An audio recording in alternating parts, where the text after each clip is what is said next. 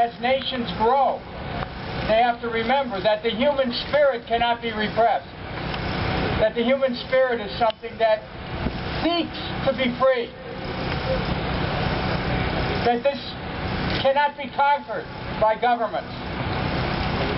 And that as Chinese leaders tap the wisdom of all of those in the world, every country in the world that ever dealt with this issue, that they will come to an understanding that you cannot suppress the human spirit.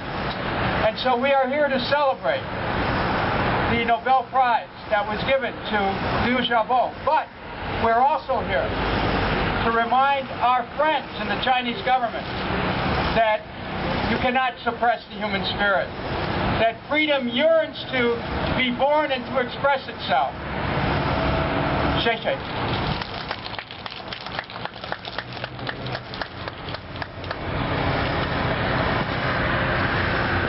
Thank you so much, Congressman Kucinich.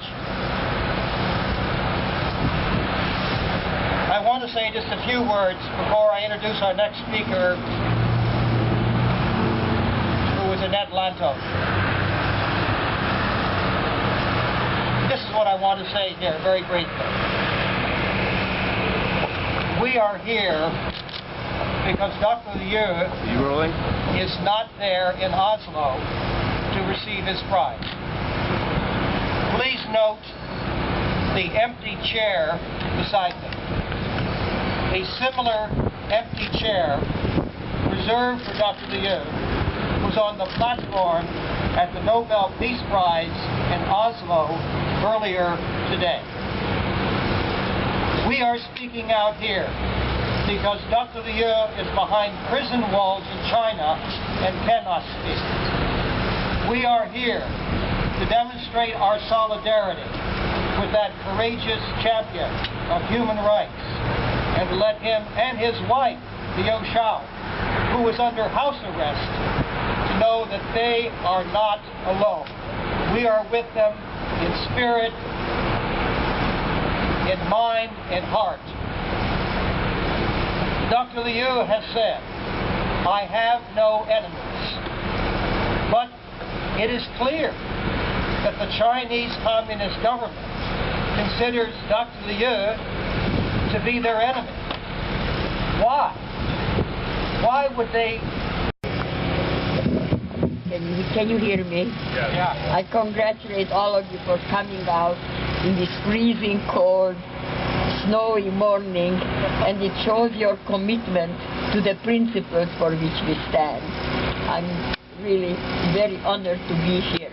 This was my husband's last speech he gave before he passed away. And so I'm delighted to follow in his footsteps. The last time the Nobel Peace Prize was not accepted was in 1936, when Adolf Hitler prevented the German pacifists from accepting the award. The ongoing imprisonment of Liu Xiaobo and the recent house arrest of his wife, as she was preparing to accept the Nobel Peace Prize on his behalf, focuses once more our collective attention on the mission of this organization, the victims of communism. In this world, where economic power and ambition drive so much policy, it is vital that we do not forget the ongoing assault on human dignity perpetrated daily by the most powerful communist government on earth. We must not be silent. The communist government claims to be a people's republic, but it intentionally represses individual liberties of speech, thought, and faith. This disregard of our most cherished principles is not being met by a determination in the West to just say no.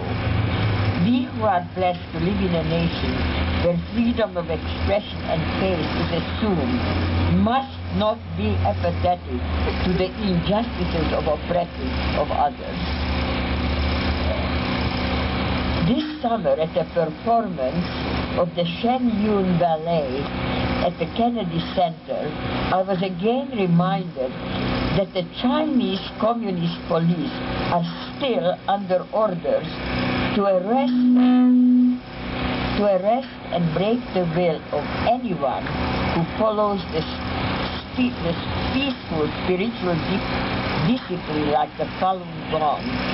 Millions of Falun Dafa adherents have been brutalized and murdered for standing by their faith. The Uyghurs are similarly oppressed.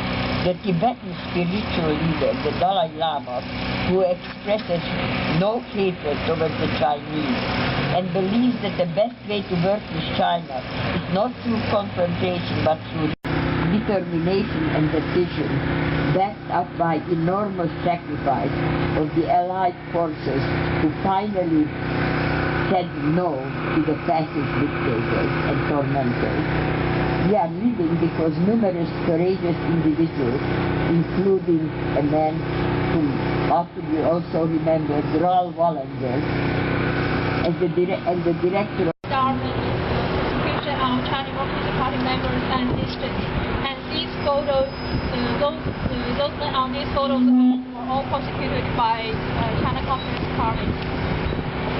尤其是中国民主党的创党人之一王炳南先生，他被中国判处无期徒刑，正在中国坐牢。Especially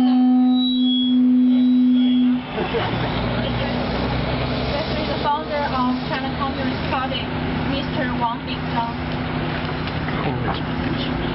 He was in prison permanently. 他也是 Liu Xiaobo and others who are prosecuted by China Communist Party have been released. 让我们为民主而努力。Let's fight for democracy and freedom. 好，谢谢大家。Thank you very much.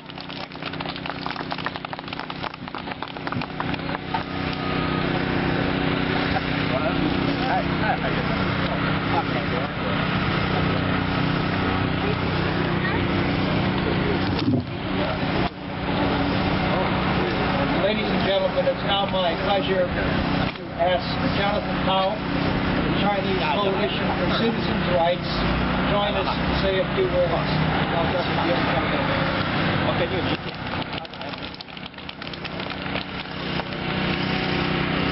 Good morning, ladies and gentlemen. My name is Jonathan Kham, and I'm founder chairman of Coalition for Citizens' Rights. I'd like to say a few words from the bottom of my heart.